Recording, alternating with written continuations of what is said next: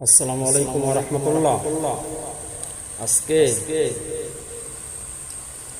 পানিপথের সৈনিক, পানিপথের যোদ্ধারা ঈদে মিলাদুন নবী সাল্লাল্লাহু আলাইহি ওয়াসাল্লাম, সকল ঈদের সেরা ঈদ ঈদে মিলাদুন নবী সাল্লাল্লাহু আলাইহি ওয়াসাল্লামকে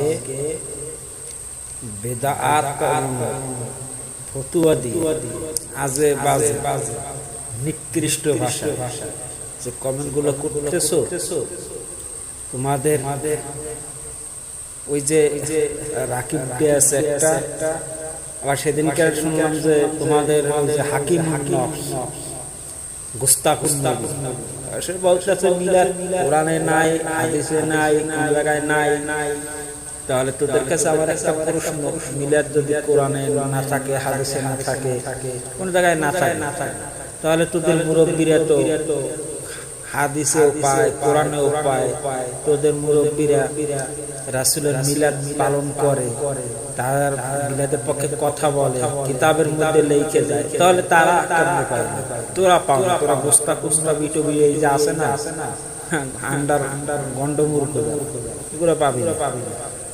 তোদের কাছে আমার একটাই প্রশ্ন, যে ঈদে মিলাদুন নবী সাল্লাল্লাহু আলাইহি ওয়াসাল্লাম বেদাত, তাহলে বলৎকার করা কি দাত? কোন দলিল দিয়ে বলৎকার করা দাত? এই দলিল পেশ কর। মনু